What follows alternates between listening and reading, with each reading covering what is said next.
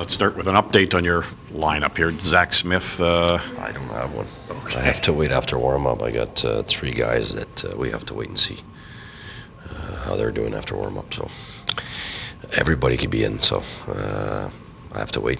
Depending on which guy is able to go and not go, I'll make decisions after the warm-up. On a back-to-back scenario, do you have a preference as to whether you go 11-7 or 12-6?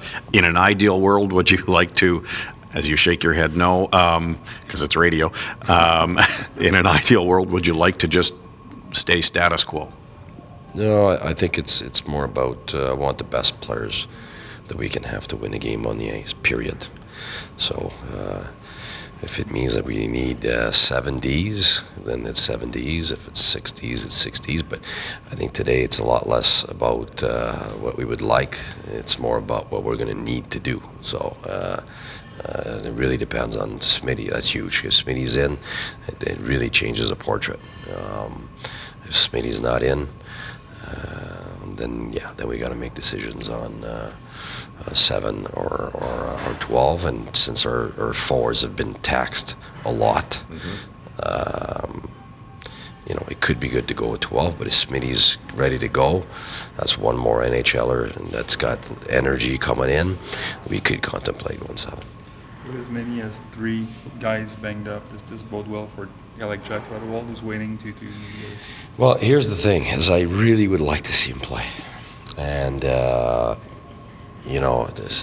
other guys have done fine. That's not the issue. It's just he's here now. So, I'd really like to see him play, see what, because I liked him in camp a lot. He didn't have a contract back then, so he wasn't available to us. But he's got one now. He's a big body that skates and drives hard, and we're going to need a lot of speed today against probably the fastest team in the league. So, I'm going to try to fit him in. If I can't, it'll just be because of circumstances, but I think right now I'd like to fit him in. Did you get the kind of minutes you were hoping for from the youngsters who got called up? You always want to give them more, but at the same time, you get to situations where, if the game had stayed, 3-0 or got to it'd been a lot easier, but then it got tight and, our confidence in the third period hasn't been very high. We did a terrific job against LA. If we would have won that, like Terry scores that goal, makes it 3-1, and we stay tight, and it stays like that, I think that would have been plenty to, after that, just be relaxed in our minds in the third period, where now, it's happened too many times that you lose some confidence, and because you lose confidence, then you don't react the right way, so then you reproduce some of the mistakes that you shouldn't be reproducing. That's just the way it is. So confidence comes with results, and we're not just looking at wins and losses. It's really getting it the way you want it to get confidence. And so, we sabotage ourselves with bad change-ups or, extra plays that we didn't need to make. We're leading 3-0 with, at the end of the second period. And then we do it again in the third period. So, but that's a lack of confidence in the third. I would say the last 5 minutes of the second, that's not a lack of confidence. That's a lack of maturity on our part, which is what we got to clean up. But like I said, beginning of the year, all the teams are living that, and we just got to live the process and go through the process and find ways to win, and we did. So we won. I mean, if you look at our season up to now, despite Eric missing, despite Bobby and Turry and all that, we've had points in 9 of our 10 games. So, if you would have asked me, would I take that start? Of course. I mean, you got Toronto's heavily favored, and we're equal with them. So, we're third in the league for offense now. So, we're doing good in all aspects of the game. But the one thing that we want to do better is to manage the game better in the third period. That's for sure. Drake Batherson starting to run away a little bit with the Q scoring lead, or pull away a little bit. Are you surprised by that, based on what you saw from him, based on what you know from him? No, he had an outstanding camp. It was just tougher once he got to the exhibition. It was a little tougher. He wasn't bad, but it was a little too much for him at that time.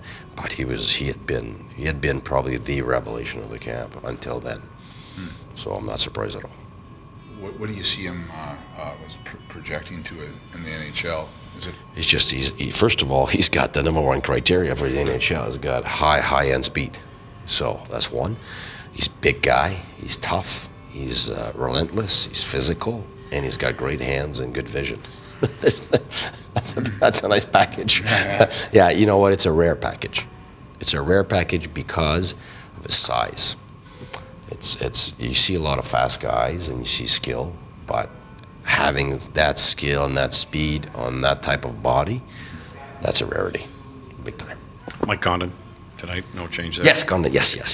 Weidman, did he react the way you had hoped he would following that big hit? Is he okay? Yeah. He doesn't have any concussion or anything. It's not that. No. It's just it's just his neck issues and stuff, and just so. Playoffs, 100% he'd play. Yeah. So now, just waiting to see him and Smitty. Same thing. Okay. Smitty, if it was playoffs, he'd play. It's just, is it the wise thing to do right now? That's where we're at. All right, sir. And those two guys, and one more guy.